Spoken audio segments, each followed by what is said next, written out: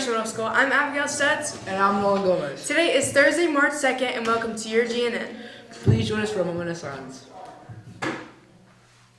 Please stand for the Pledge of Allegiance. Attention, salute, pledge.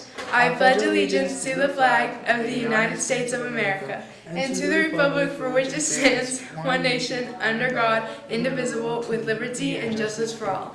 Please remain standing for the Gresham Mission Statement. The mission of Gresham Middle School is to develop responsible, lifelong learners by encouraging all students to reach their potential. Please be seated. You open meet on Tuesdays in the activity room from 6:30 to 7:30. Deadline to order yearbooks is soon. Please order online if you want one. Important dates: Tuesday, March 7th, 8th grade field trip to Expo Center. Thursday, March 9th, 8th grade field trip to Central High School. Friday, March 10th, student and staff basketball game. Let's say the 4 B's. Be safe, be responsible, be respectful, and be kind.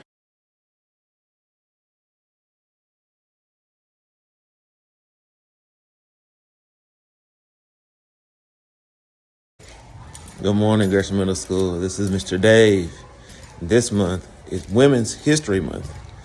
And to start that off, today, we're going to talk about Phyllis Wheatley. She was a wonderful woman who was, at a time, considered a slave until people found out how well she could read and how educated she could be. So she moved over to Europe, got a little training, and wrote some poems that will enlighten the crowd. And with that, this video will tell you more. Have a great gladiator of a day. Bye. In late 1775, the newly appointed General George Washington received a poem from one of colonial America's most famous writers. Its verses praised the burgeoning revolution, invoking the goddess of their new nation to aid the general's righteous cause. But this ode to liberty wasn't written by some aloof aristocratic admirer. Its author was a young black woman who'd been enslaved for over a decade. The young girl who'd been renamed Phyllis Wheatley had arrived in the colonies on a slave ship in 1761. The ship landed in Boston, where Susanna and John Wheatley purchased Phyllis to work in their house. However, for reasons that remain unclear, they also taught her to read and write. Over the following decade, Wheatley became well-versed in poetry and religious texts, eventually beginning to produce her own poems. The family published her work in a local newspaper, and in 1771, her elegy for renowned Reverend George Whitefield captured the public's imagination. The poem's repetitive rhythms, dramatic religious references, and soaring spiritual language depicted how Whitefield's sermons inflame the soul and captivate the mind.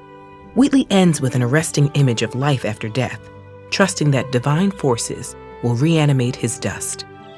This moving tribute found an audience in both the U.S. and England, and since the piece was published with a note identifying the author as an enslaved woman, many readers were as fascinated with the poet as they were with the poem.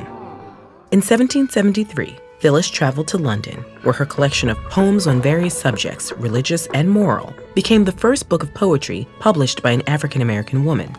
It was filled with profound meditations on life, death, and religion, as well as biblical and classical references. In A Hymn to Humanity, Wheatley linked these themes to her own creative growth, portraying herself as a muse, smiled upon by heavenly bodies. Unsurprisingly, Wheatley had her critics. Many white Americans believed black people were incapable of producing intellectual and creative work.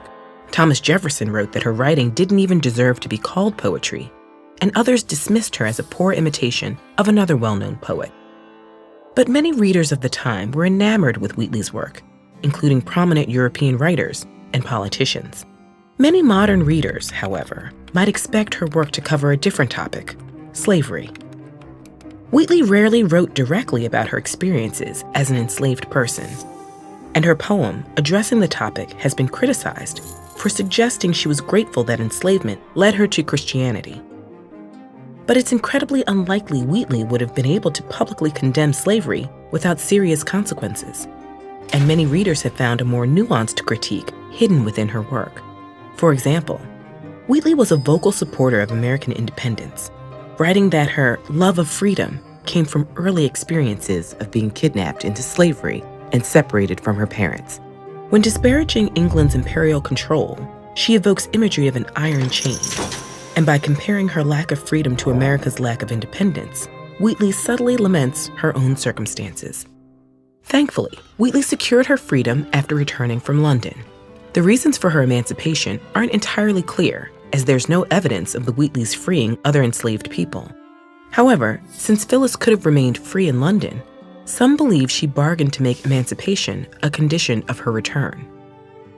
It's difficult to know exactly what happened, both here and throughout the rest of Wheatley's life. Her proposal for a second book was never published. In 1778, she married a free black man named John Peters.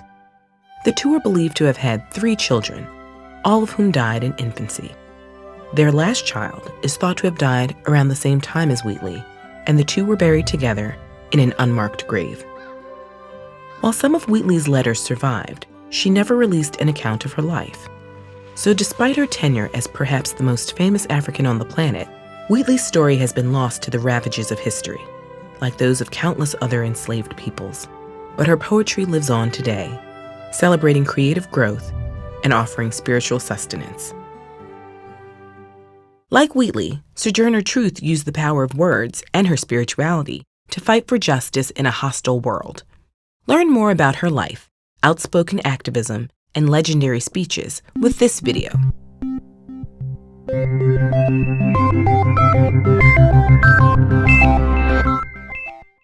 That's it for the morning news. Have a great day. Good morning, Gladiator Glover here. I just want to remind everyone that it's a great day to have a great day at Gresham Middle School.